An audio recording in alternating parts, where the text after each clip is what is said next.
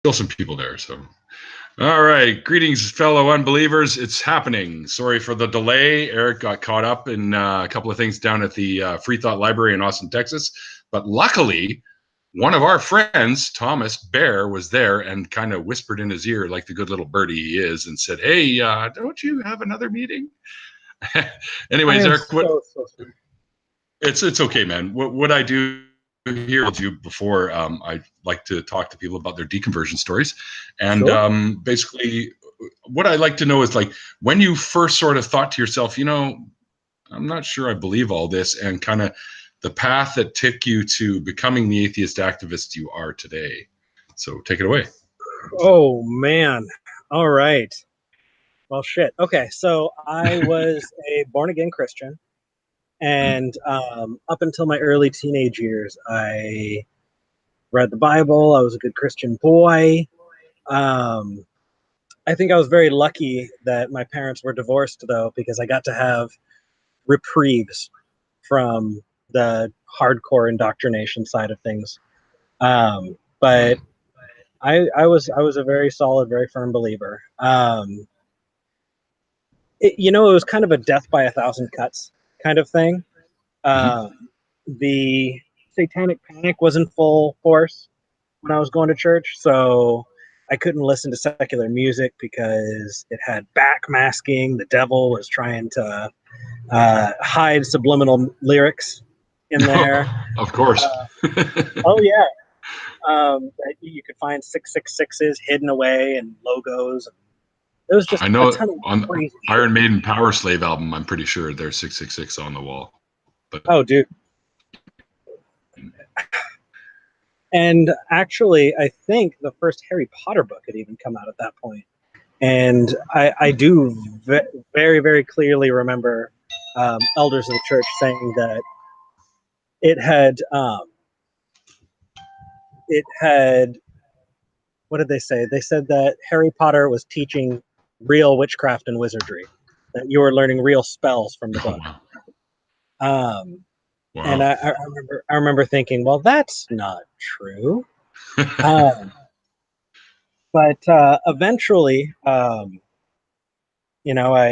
moved away from it. It made my mother very, very sad when I stopped going to church. But by the time I was 16 or 17, she really couldn't make me, you know. Right, of course. Um, Yeah. and by the time I was 17, I had lost my faith, and I treated it like a crisis of faith. It wasn't just I stopped believing. It was there's something wrong with me. Oh, Oh really? yeah, I thought I was a broken human. Uh, That couldn't have been and easy for you.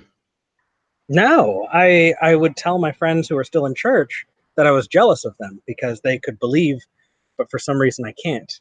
They have this magical thing called faith, and for some reason I don't have that, and it hurt. And so I thought, well, maybe God is somewhere. I just need to find him.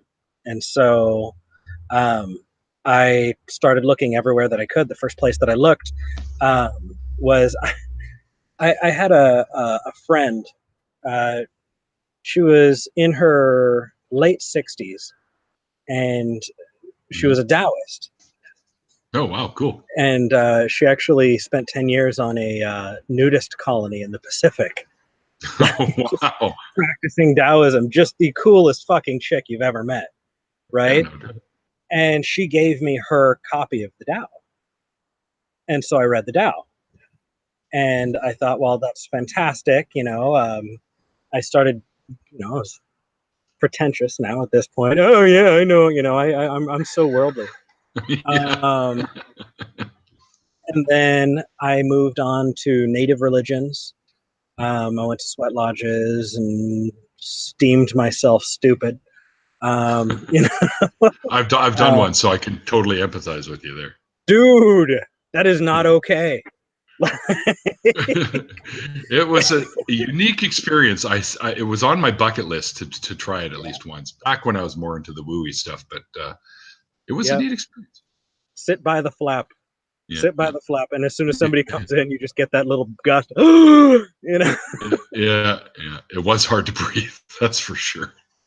And then I got into the drugs. It wasn't a rebellious thing though. I would try and meditate as much as I could, and then I would do hallucinogens to try and get in touch with the collective unconscious or whatever the fuck was going on. Spirit science. Oh, dude, I spent some amazing nights communing with my furniture and my ceiling fan. That's awesome. Well, and yeah, and I look back at it, and it was fun, but it didn't get me any closer to reality. And I doubled back down, back into religion. I didn't find my way out yet. At that point, what I did is I kept water bottles in my fridge for Mormons and Jehovah's Witnesses, and so they would come by to visit, sort of thing. Yeah, they would. And I had my own Book of Mormon, and every time the Mormons came, I'd read with them, and we'd study, and I'd have my well-read Book of Mormon, and I went on to Doctrines and Covenants and Pearl of Great Price, which was horrible, horrible, horrible reading. Don't do it; it's shit. I know I have a copy. Yeah. Oh, Book of Mormon's. The latter books are it's just fucking ridiculous. But yeah, and then the time came where I was like, well, maybe I just need to be a Jew. I need to be Jewish. One of my best friends. That's how I was raised. Yeah. Yeah, I was raised Jewish. Yeah. You know, it's kind of weird because I was born to a Catholic couple, but they would keep me. And of course, my dad's mother, being as strict as she was, they put me up for adoption. And I was brought home on Halloween, which is kind of cool. And I was conceived in a 57 Chevy, apparently, which is also cool. But anyway, the people that adopted me were Jewish, so I was raised Jewish. So it's kind of true, you know, how they say you don't really choose your belief system when you kind of whatever your rearers or upbringers are, sort of thing. Absolutely. Yeah. Do you know about the practice of denying somebody that you deny somebody 3 times if they say they want to become a Jew? Like work their way into the Jewish faith. Mm-hmm. Have you heard that before? Yeah. Actually, when I lived in Israel, I went there for 2 years for grade 11 and 12, and one of the girls, Sandy, who was not actually Jewish, had to go through all of that stuff just so she could marry one of the soldiers that she fell in love with when she was there. So, wow. Yes.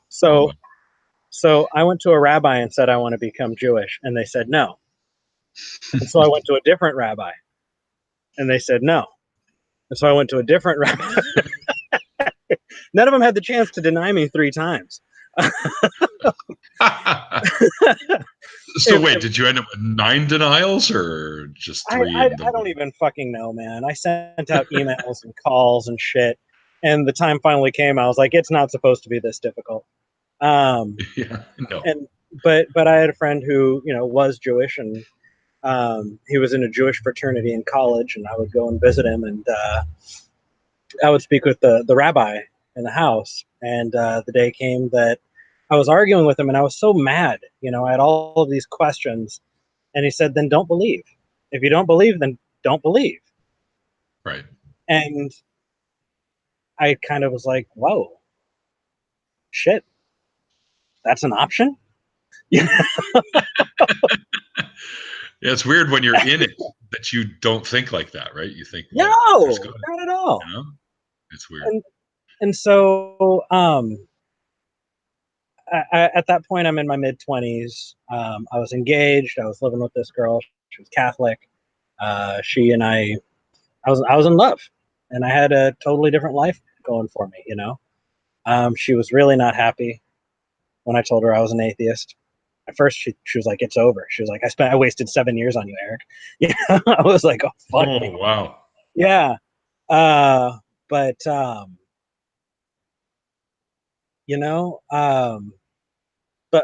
that's getting ahead of myself. I just became an apatheist for a number of years after that. I just stopped caring. And that lands me in my early mid-20s. And the day came that I was listening to NPR and This American Life and Wait, Wait, Don't Tell Me and Freakonomics and Radio Lab and all of those programs. And I got to admit, I was a smug asshole. I was the most pretentious fucking prick you've ever met. I mean, I'm still a prick, but I'm not so pretentious at least. I would never think of you as a prick, dude. Not from what I've seen so far. You got to see the most recent episode of Talk Heathen. I watched it on Monday. I always listen to you guys in my lab first thing in the morning. So. Oh, nice. Yeah, Matt called me a prick on air. I'm trying to recall. Oh, yeah. That's right, too. I remember now. Yes. But I was looking for other podcasts and shows to listen to. I was working in a warehouse at a school district at the time. And I found Cognitive Dissonance. Mm-hmm. And have you listened to CogDiss? I have, yes. Yeah, they had just started their show. They had just finished Everyone's a Critic and had started CogDiss. And I had no idea what it was. I just saw the title. And I was like, oh, that's smarmy and pretentious sounding. I'm probably going to love that. You know, so I downloaded it and listened to it. And it turns out it was like car talk for atheists. You know, and I realized, I was like, holy shit, this is it. And a couple weeks in, they mentioned, you know, if you like this, you should try supporting us through Audible. Listen to The God Delusion by Richard Dawkins. So I listened to The God Delusion. I was like, okay, that's the end of it. I think that was the book that finally pushed me over the edge too. Yeah? Yeah. I have a copy here as well, and the audio. But I think I'm giving you more info than I've probably given anybody else. So I guess I might as well give you the rest of the story. About 10 years into that relationship, I realized I wasn't in love with her anymore, and I ended that relationship, and kind of lost everything. I lost all my friends. I lost everything, and I saw that my family was moving up to Austin, and decided, you know what? I know the ACA is there. I'm going to go. Mm-hmm. And I had to rebuild myself. I had to find out what I liked and find out who I am. And It's a big change. It is, and I'm living my best life, brother. I'm employed by the atheist community of Austin. I'm a full-time atheist activist. I eat, sleep, and breathe this. This is my passion, and I get to share it with awesome people like you. So. Oh, wow. Well, you know what? I do have an update for you on that whole kidney donation thing. Oh, yeah. I passed all the tests except for the last one where they found tiny little problems on each one. So they said that they couldn't use me. So I tried to appeal, but the surgeon board said, no, we can't. We don't want to have you on a new one in less than a year if something goes wrong, because one of them was a cyst that is benign. However, they fear if they went in and screwed around in there that they might activate something, and then I could be screwed, right? So, however, my buddy, I have two friends that are going through the testing right now to do it, and it turns out 2 weeks ago, his birthday, he got a kidney. So, hey, all right. For his birthday, like best birthday present ever. That's fucking amazing. That is amazing. Give me just a second. I'm just taking you in with me for just a sec. Sure. If you see Thomas, kick him in the ass for me. Oh, he's right over there. Is that him there? Yep. Tell him Neil says hi. Neil says hi. So, I'm on the back seat and behind the ACA, and I'm getting eaten alive by mosquitoes. So I'm just gonna do this while I talk to you. Sorry about that. Very professional, right? My show's casual as hell, dude. It's no big deal. Would. I do have some other interesting news. I'm not sure if I told you guys this when I called into the show, but I'm also a champion for a blood donor group here in Vancouver that I started up for my father in his honor because he was the highest donor here where I live. And I remember that.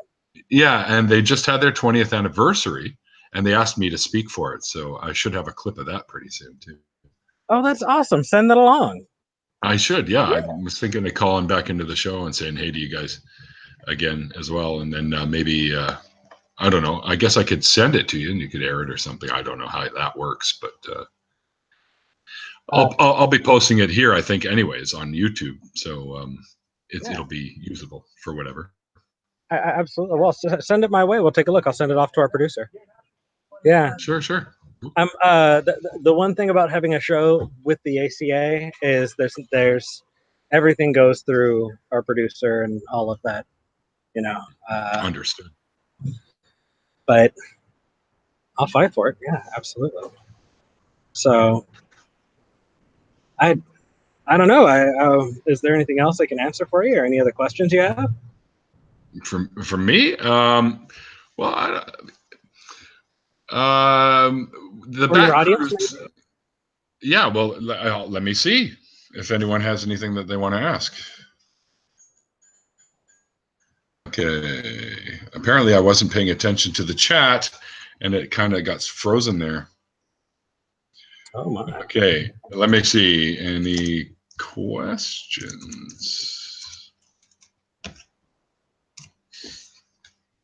We'll see what they say. But so how long have you been in Austin, actually? About 3 years almost in December. Not bad. That's not bad. Yeah. When did you first see the Atheist Experience? Oh man, I never saw it until I moved to Austin. I listened to it. Oh, okay, on like podcasts. Yeah, I listened to it for about 7 or 8 years before I moved out here. The funny piece was I had no idea what anybody looked like because I'd only listened to it. So like I was sitting in waiting for the show, and Tracy Harris walks in, and I have no idea until she talked to us. That's you, you know. And it was the same for Russell and Matt and everybody else, and they all kind of got a kick out of that. So yeah, I definitely want to come down there and meet all you guys because I look up to all you guys for what you do down there. And I'm actually talking to another friend of mine. And by the way, people that are watching this will be the first that you've heard of this as well. But we're thinking of doing a podcast as well. I've connected with another guy locally here, kind of similar to what you guys do, but probably more along the lines of the one that you guys are. What the heck is it? The nonprofits you guys are doing tonight, right? So. Yeah, so we might do that as well as my Deconversion channel. So that should be a lot of fun, I think. And I'm definitely coming down there, I think, next summer or towards the end of summer anyways, because I kind of want to go on that back cruise thing because bats are awesome. And I wanted to be there for this year, but unfortunately shit happened around here that made that impossible. So I'll definitely come down there next year. Yeah. For sure. Hi, Jamie. How's it going? Pretty good, man. When are you going to come on and do this with me? I don't know what's happening right now. So Erica and I are we were talking about his deconversion story. That's what I have. That's what my channel is on YouTube. So yeah. Yeah. Well, have him put you. Will do. Dennis Lubay. People get us in touch. But I gotta go. All right, man. Have a good evening. There's Dennis fucking Lubay. Dennis Lubay. Wow, he's awesome. Hey, Dennis, how are you? Doing all right. Here for the show. Oh, yeah. Oh, for sure. And I turned a buddy of mine on to his artwork, too, because he's all that sort of stuff. Yeah, absolutely. All right. Oh, all the folks. That's cool. Well, are they about to like roll, or can you do? I'm sorry? Are they about to roll right now? Are they about to get going, or can you actually do a little tour? I think they start at 7:30. So how about I give you a tour? Oh, okay, sure. Okay. Yeah, we got like 20 minutes. So here's the deal. In the back room is a focused discussion group with a psychiatrist that came out from the UK, and Tracy's in there. So I'm going to walk by quietly, go through to the front room, but I'm going to turn the camera so you can see Tracy. Okay, cool. All right. Tracy's awesome. Oh, yeah.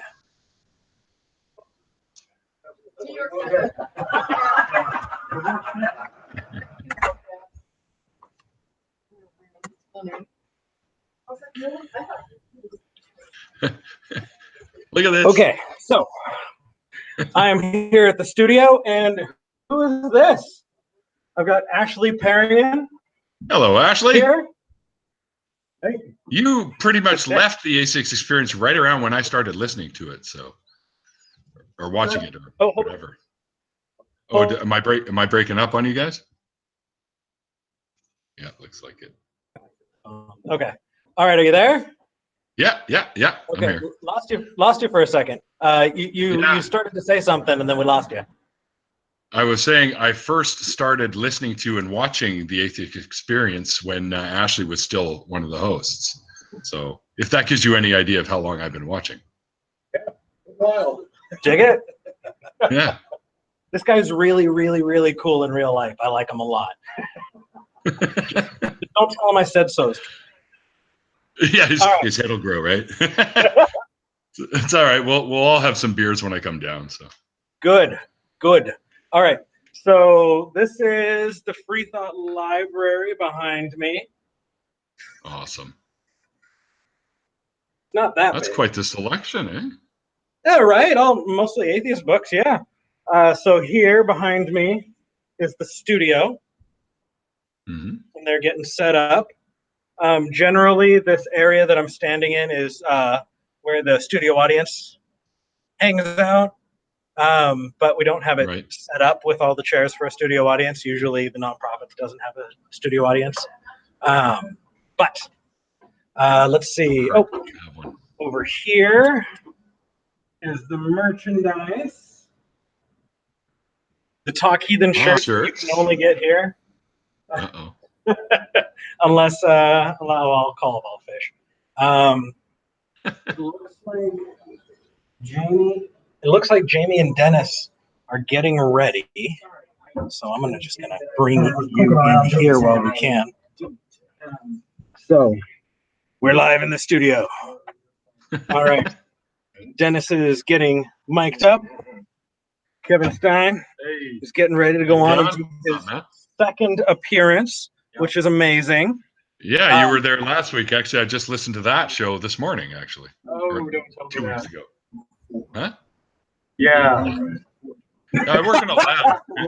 There's no music or anything in my lab, so I got to listen to something. So I always put on all the shows from the ACA every time I'm working in my lab. So. Well, if you're listening, then the person you have to thank is this guy right here. This is the Lord of the Levels, the Savior of Sound. This is Vern Grainer. Vern, your levels are always fine by my ears, anyways. Yay! May our voices please his ears. You never think about the audio any time during the show. That means I did it right. Yeah. You think about the audio normally because, like, why the hell that sounds so terrible? Oh. Nobody notices the audio guy if I do my job right. And so I'll show you one more view before they kick me out of here. Excuse me, Ashley. And that is this view. What you drinking, Jamie? Orange juice. Liar. So this is the view that we all have when we're looking into the camera. Awesome. Wow. I'll be honest. I never thought I'd see anything from this angle. Yep. Okay. Have a good time, you guys. I'm so glad you're here, brother. Dude, I love it. I love it. All right. So, bringing you back into the hallway outside of the studio. You get the fuck out. We're live on air with people. You're embarrassing us. Yeah. No, you're not. Don't listen to it. We've got the silver play button for the Atheist Experience. That's pretty cool. I think we've got this spot just above it when Talk Heathen gets Reserved. on. Yeah, I'm ready for that. Awesome. And then moving into the control room. Oh, cool. This is where all the action happens. Yeah, this is video. This Very is good. audio. I'm sorry? Is nonprofit going to be video all the time from here on out? Mhm. Oh, okay, cool. Because they weren't always, right? They would only do it periodically. So Yeah. Now we have a really awesome setup, so hell yeah. yeah, it does look really good. What happened to D? Like, where's Jeff? Is he on vacation or? He got a job that won't allow him to work here anymore. He's doing product development stuff, and his schedule, he's just like, that's it. I can't do it anymore. Did he? Yeah. You can still find him once in a while. He does. He live streams some of his video games. He does desktop role playing game stuff, and then him and a bunch of friends, and they'll set up a camera. And that's the only place you'll find him online anymore. He's kind of out of the whole atheist game at this point. Yeah. What's that, eh? This one right here is the call screening desk, and it's actually my workspace during the week. Oh, cool. Ugh. Cool.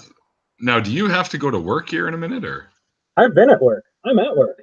No, I mean, like, well, we're just kind of goofing around here, pal. So, I mean, I'm talking, do you actually have 2 minutes with the show? Well, I want to give you your fair shake of time. And I told you that I was going to come on, and I want to be available to you and your audience. So I want to take the time to talk to you. Well, I appreciate that, man. I really do. Well, yeah. I tell you, when I first called your show, I was pretty nervous what I was going to talk about other than the kidney thing, right? So I just try to show up that Seamus bastard that keeps calling you guys saying, atheists have got no morals. You know, that guy, right? So, Oh, yeah. The Lord requires. That's the one. Lord Yeah. Sacrament. Yeah, Hamish. Hamish. I thought, no, you know what? There's some of us are pretty altruistic, so screw you, Hamish. I love it. I love it, man. And I mean, we're just fucking people. We're not. The thing that we're lucky to have is we're lucky to have the studio that we have, and we're lucky to get the chance to talk and let people know wherever they're at that it's okay to not believe, and you can be good without God, and that there's no deference that should be allowed religious topics just because it's a religious topic. You know, everything should be on the table. Yeah, And absolutely. that's at least what Jamie and I try to do every week with Talk Heathen. That, and to be honest, when we started the show, a lot of it was, well, actually, you saw it last week on Talk Heathen. Was when I had Matt on, somebody called in and had a philosophical argument, and Matt jumped straight ahead to the conclusion. But anybody watching that isn't experienced in those arguments would have no fucking clue with what's going on. And so I know. Well, Matt's got a lot of experience behind him now doing this. he does. He was, wasn't he studying to be a preacher or something, or? Yeah, he was in seminary. That's right. Yeah. So he knows his shit.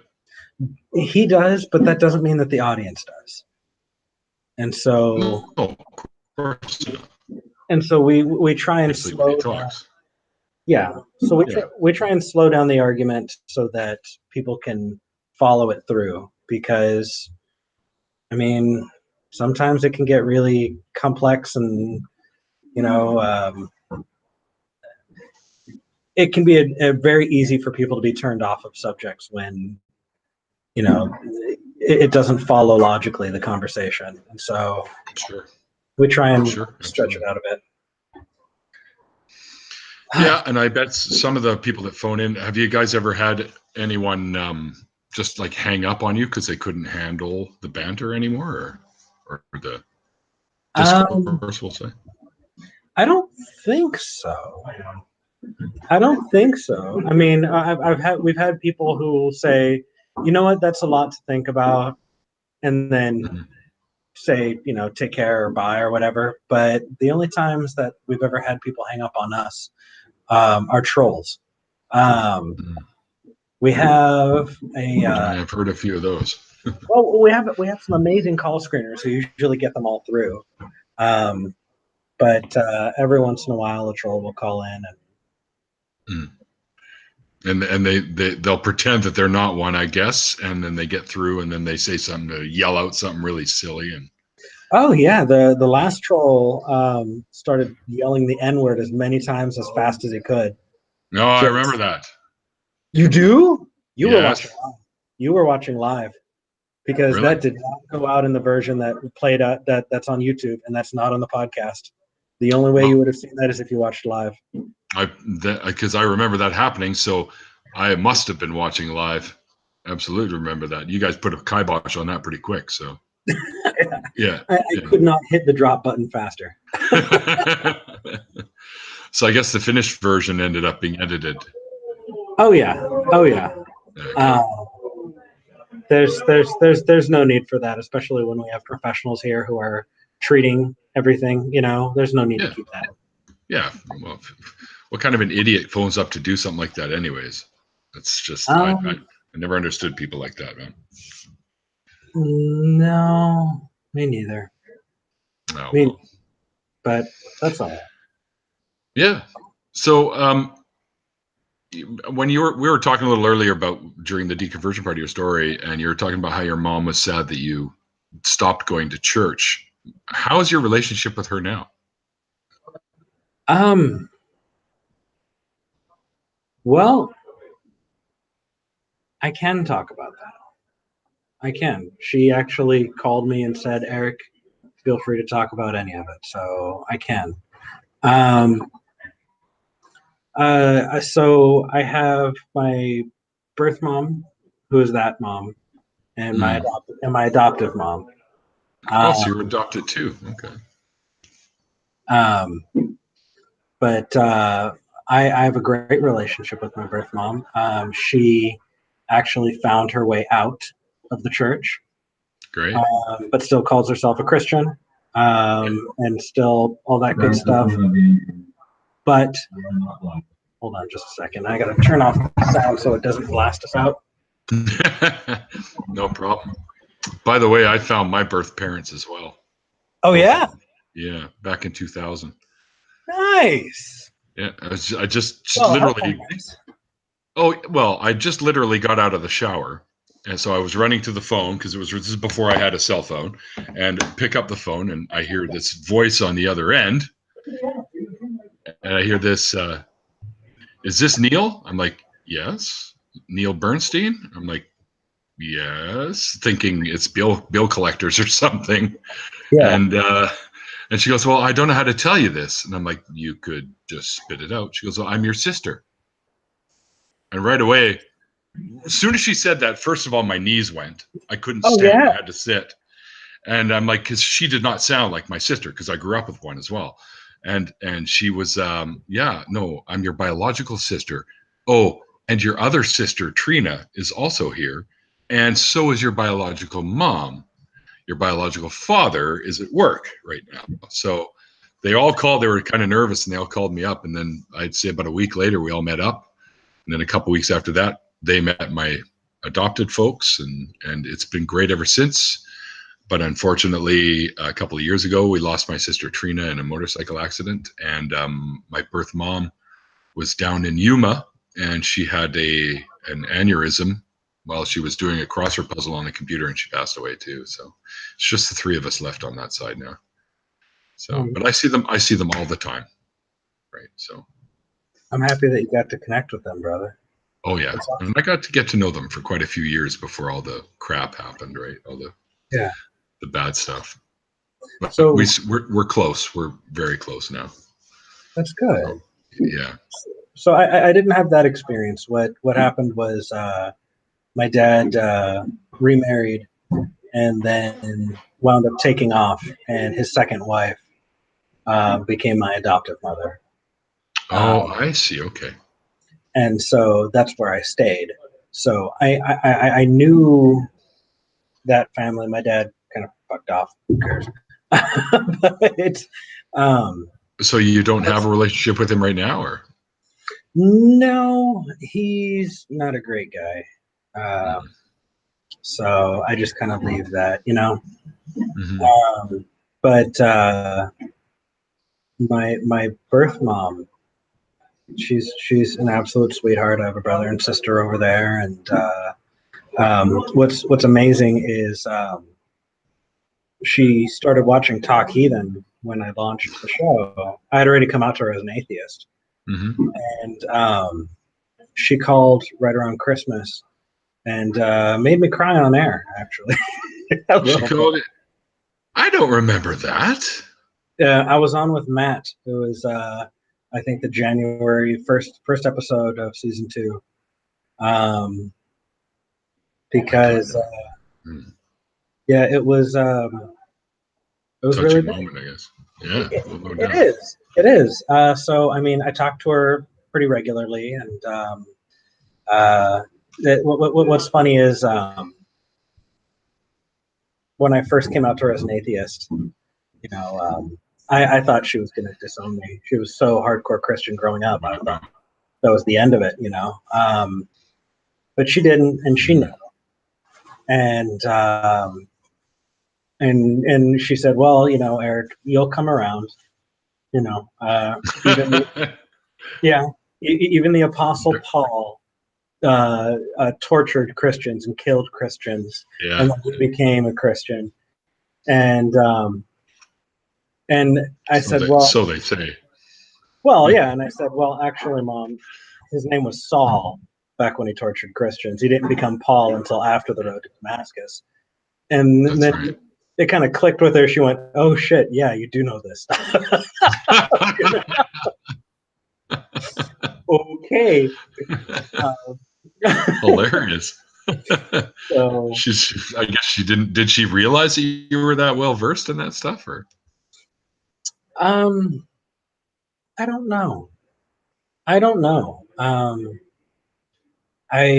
would think so, but I only read the Bible through and through once when I was a believer. I read it twice more after I stopped believing. So I don't know. Oh, well, as long as and you're still in contact with her today, I'm assuming.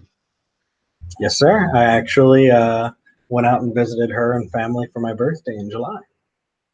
Beautiful. That's great. So, yeah. It's good to when something like this doesn't cause a rift, because I always found, you know, I've interviewed other people too, and some people have had not so good experiences when they've come out to their relatives, so to speak. Yeah. And there's some pretty sad moments that these guys have had, right? And it hurts my heart. You know what I mean? Like, because you want things to be the best that they can be, regardless of the situation. So, well, I mean, stuff like that, it's saddening. It is, and I mean, I have an uncle who won't speak to me anymore, and I have some family members who are, you know, but you know, man, there comes a point in your life where you have to realize that not everybody, you know, is going to be beneficial to have a relationship with. And what's funny is I changed my prefix on my cell phone number to have 666 as the first 3 numbers. That's amazing. That problem just took care of itself. They stopped calling. You can actually do that down there, eh? It worked for me. I kept it since I moved from California. So that's fantastic. I know, right? But yeah, actually, so you're friends with me on Facebook, and I believe I've had, and I still should have, as the background image on my Facebook, a picture of me with 2 women around, you know, 1 woman on each arm. And those women are my adoptive mother and my birth mother. Okay, cool. Because they didn't always see eye to eye. For a long understandable. time. But as an adult, when I moved to Texas, my adoptive mom said, "Let's have her out here. Let's have your moms together." And they shared a very touching moment where they both they both said, well, you love Eric and I love Eric, and my adoptive mom told my birth mom, thank you for bringing him into the world, and my birth mom told my adoptive mom, thank you for raising him to who he is. I And had a with similar thing. and so you know how tearful that is. Yeah, And, you're gonna make me go here in a second, man. But it's these are tears of happiness, guys, just so you know. it really is. And Because you want that to happen. I wanted that to happen with my parents too when I finally had them all together. And it's yeah, I mean, I now literally have my mom that I grew up with and my dad that I was born to, or yeah, my birth father. So I still have a full set of parents. It's just one from each side. So kind of lucky a bit there. It's funny. I sometimes I'll forget and I'll reference my mom's, and people will be like, "Oh, he was raised in a very, open, family." It's like, no, it's not like that. It just made me think of my two dads there for a second. That old yeah, show. yeah. Yeah, that's how my brain works, man. TV sub-referencing. Hey, dude, it's 70s kid, right? In the front of the boob tube, as we used to call it. Well, people still do, but yeah, dude, that's you're gonna make me go here. These kinds of stories are I love hearing that sort of thing because I think that inspires hope in people when things don't look so good for them. When they hear stuff like that, there's many folks out there. My sister, Marla, her reuniting with her birth mom and dad, who also ended up getting married and having kids, which is a rare thing. It didn't go so well for her because I think her mom started wanting,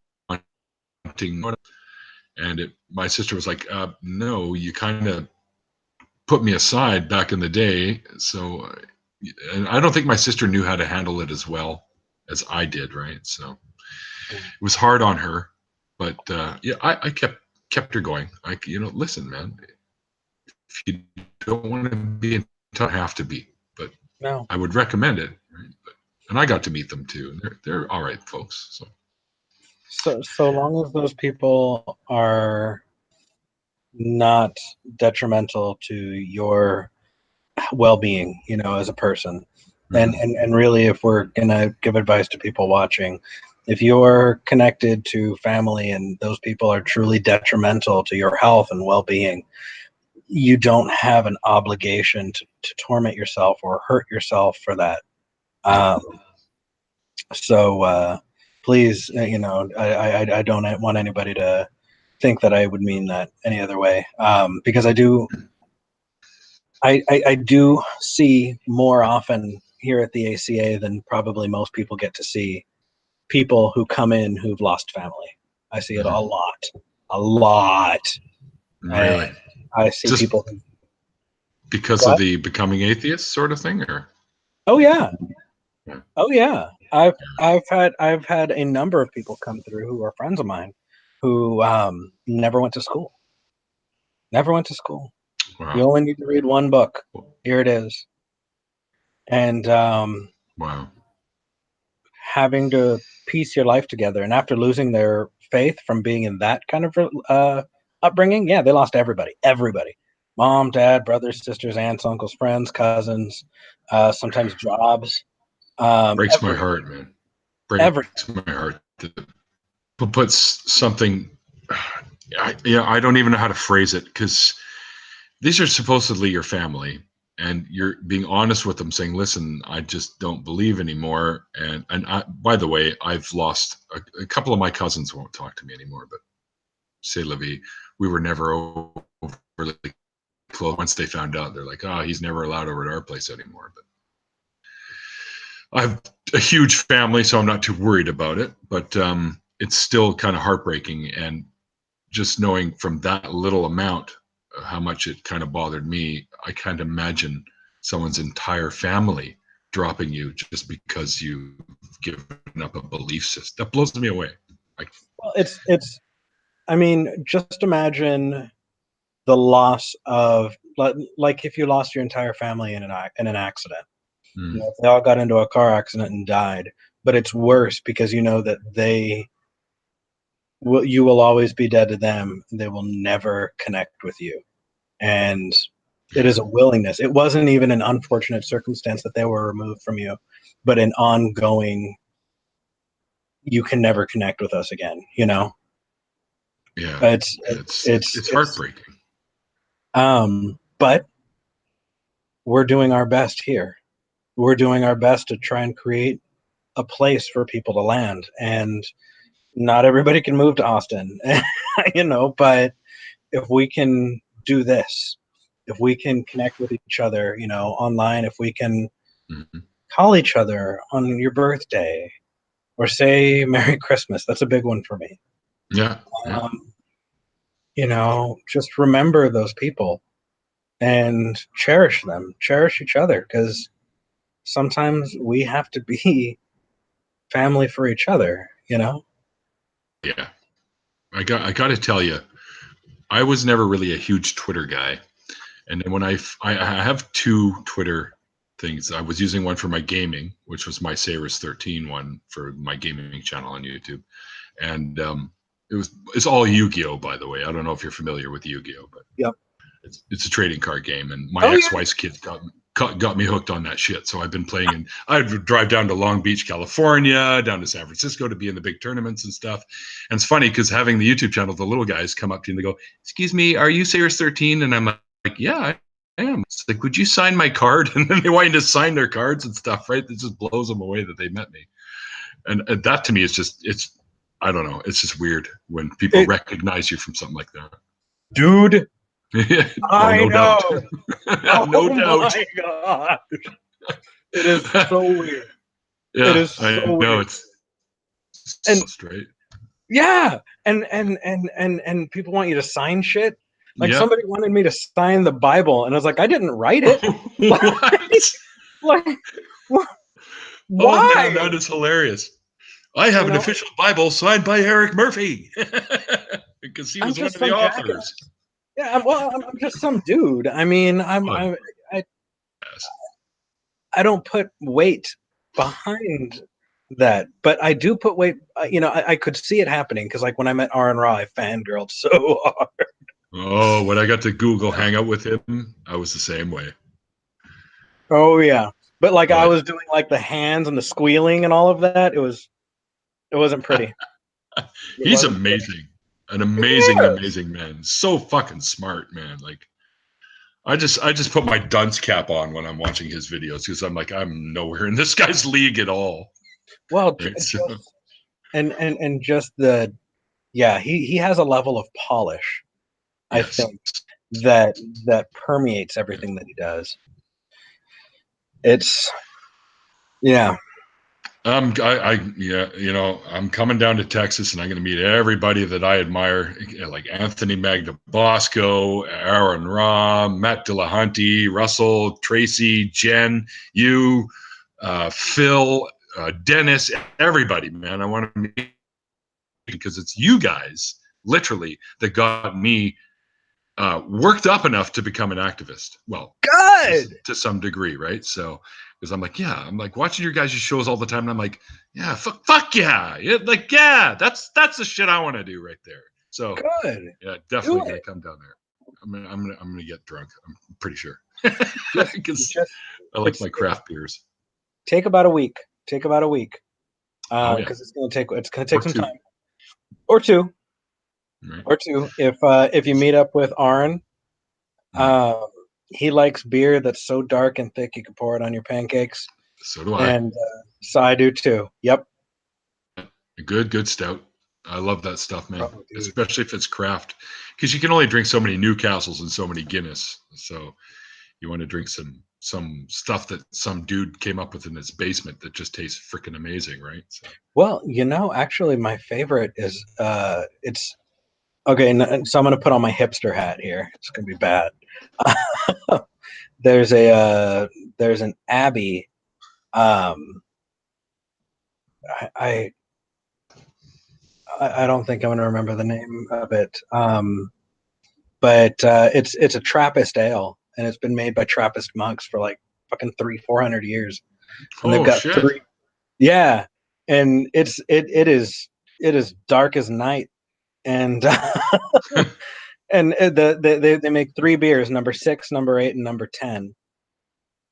And Easy names. oh, dude, like Are they? Is that alcohol level suggestive, maybe? Or no, number 10's like 12%. oh, beautiful. Or as Arn would say, a light beer.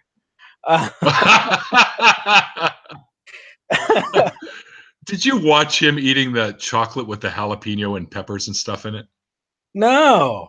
Oh my goodness. I don't know how he does that. I mean, I like spicy, but I don't know if I could eat chocolate with it in it. Like, I think they were brownies and they had like ghost chilies in them and habaneros. And I'm like, holy crap. When I was in Israel, I used to watch the little Arab guys with their little veggie shops, and they'd sit out front and they'd have a barrel full of ghost chilies beside them. They'd just be popping them like popcorn, like they were nothing. And I tried one back then. I wasn't quite as tolerant.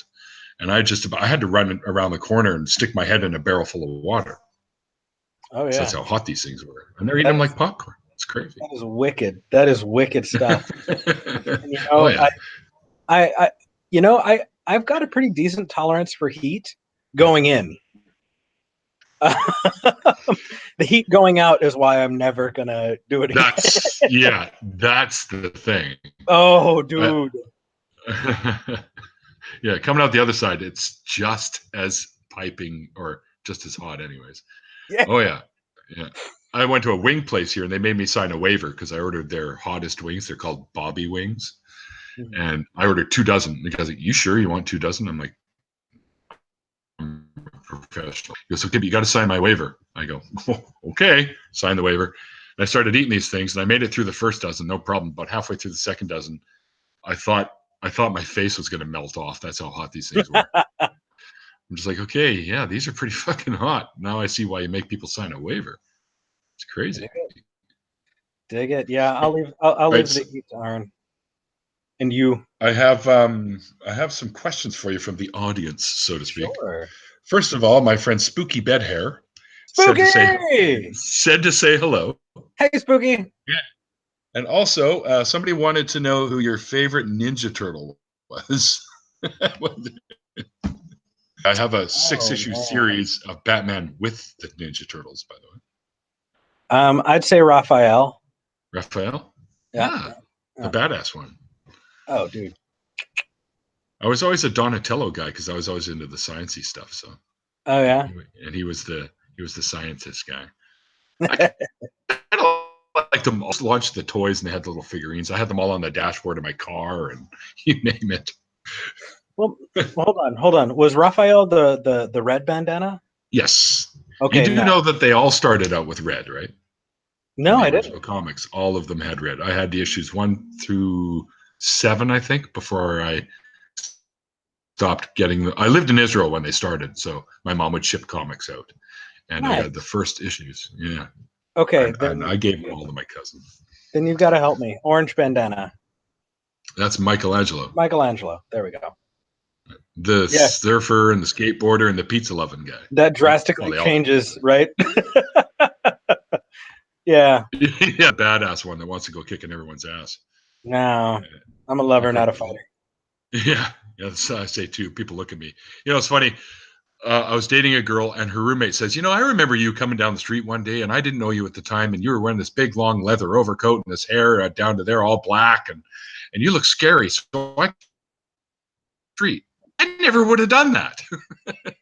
So, because I'm 6'5" with boots on, so. I mean, I intimidated the shit out of her, I guess, and she had to cross the street. I wear cowboy boots, and I'm about 6'1", 6'2" with my cowboy boots. 6-footer, easy. Yeah. It's a little thinner up here, guys, in case you're wondering. It's fun. I finally broached the 6 foot mark. I was always just under, and then I put on my cowboy boots, and I'm like, I'm never wearing anything else ever again. Got to have the heels, right? Oh, dude, I wear heels every day, my friend. I wouldn't have to look up at you. But I have a few friends that are taller than me. I got a guy that I hang out with who's 6'7", and I'm just like, now I know how other people feel. Right? So Dan Earls, objectively Dan. Yeah, I hear he's tall. Is a towering, gentle giant. That guy is amazing. Okay. You want another terrible story that's never going to make it anywhere, that I'm never going to say anywhere else? You do realize that this is on YouTube, right? Yeah, but that's okay. That means if people want to see it, they've got to go to your channel. True enough. Okay. All right, lay it on us. So. Brace yourself, guys. Oh, geez, on YouTube. Okay, so then first I got to preface this by saying I've talked about my family, and I am on Facebook. Please do not reach out to my family. Please leave them alone. I've had some people try and reach too far, and it gets weird, so don't do that. That's kind of weird, dude. I would never even. Besides, it's you that I wanted to reach out to, not anyone else. Right? Oh no, I don't mean you. I mean people who are. No. I know that. I'm just using me as an example. Cool. Okay, so story about Dan Earls, how nice of a guy he is.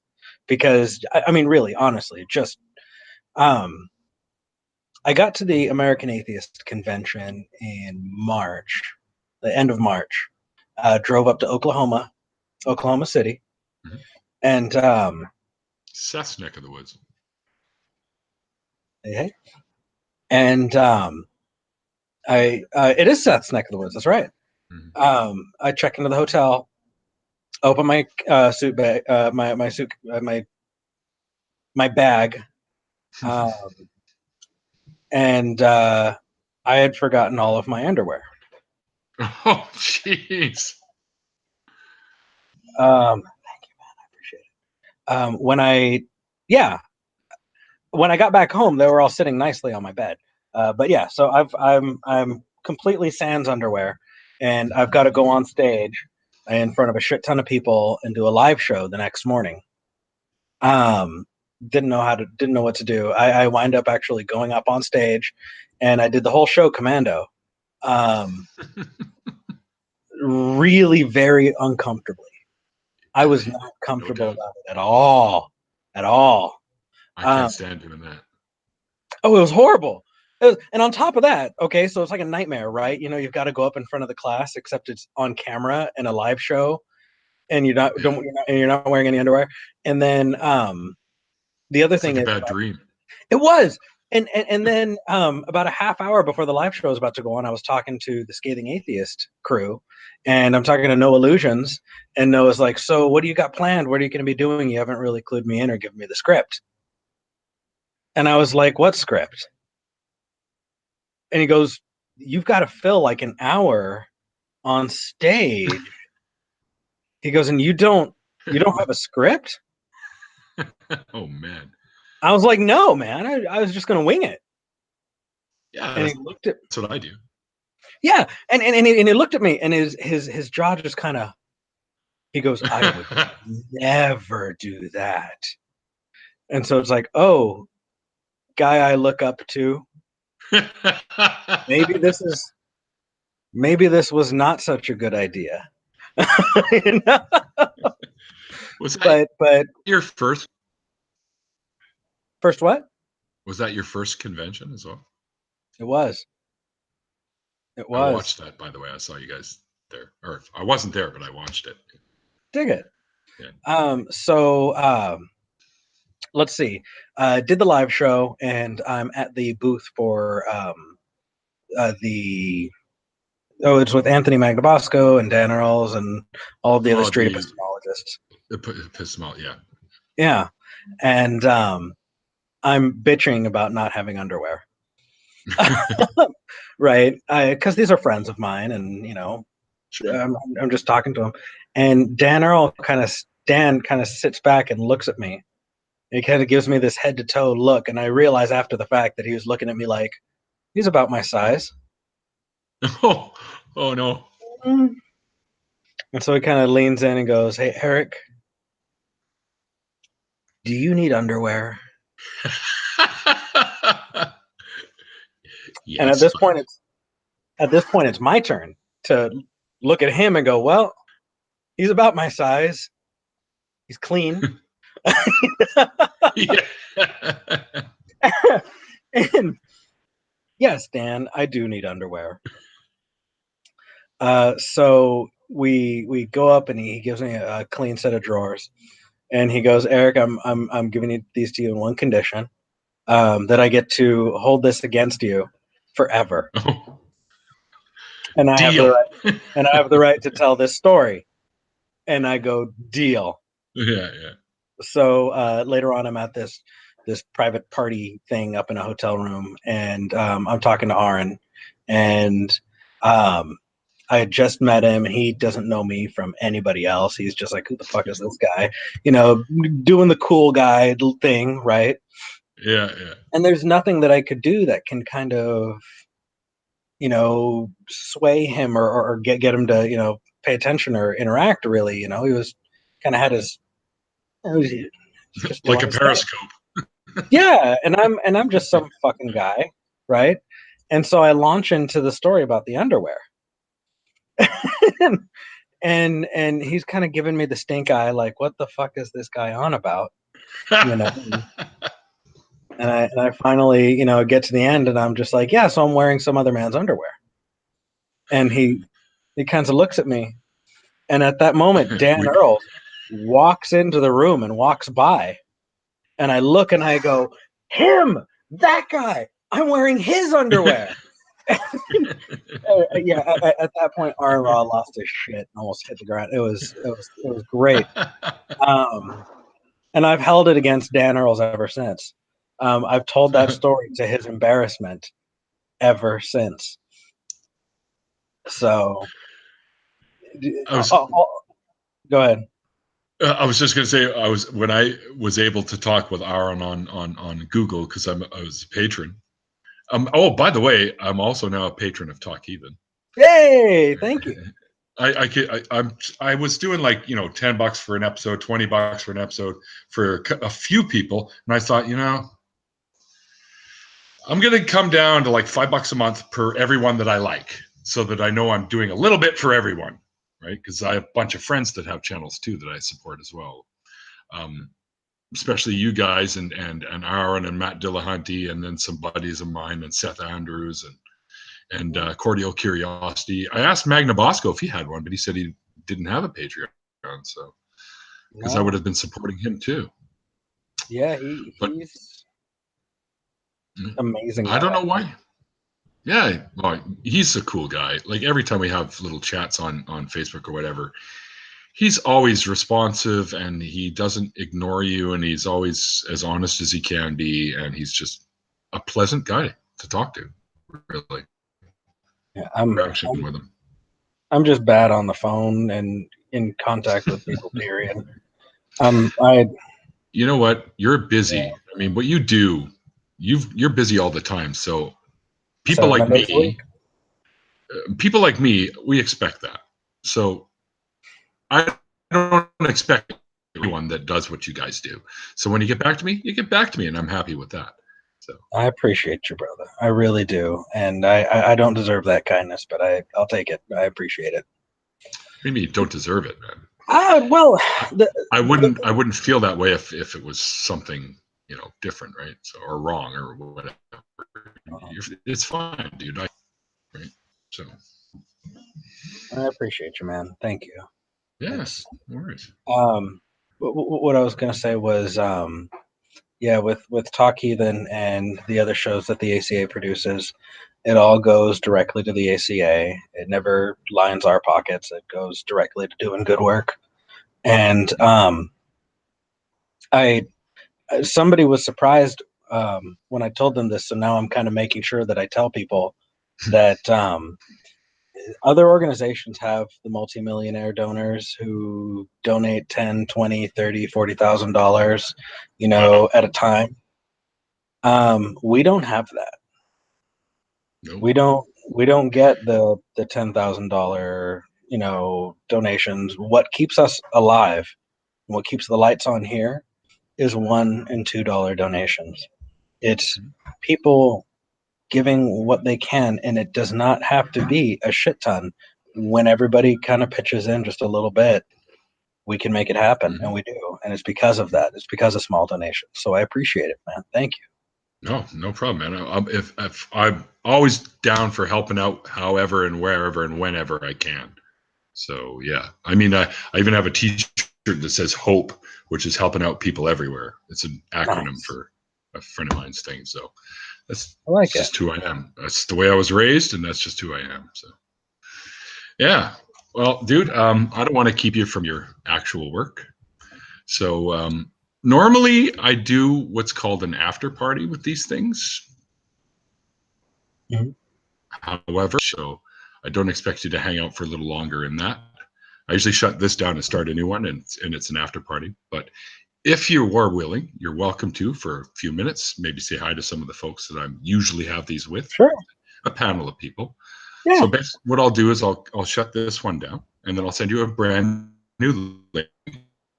I've said hello to some folks, and we'll go from there. And as now that we're coming to an end here, because we've been over an hour, and I like to keep these things to about an hour. It's been amazing, Eric. I feel like I got to know you a little bit better, and thank you so much for coming on and telling me your story. Since I first talked to you when you called in, you genuinely have a heart of gold. You're an incredibly sweet person, and I wish nothing but the best and success for you and your endeavors.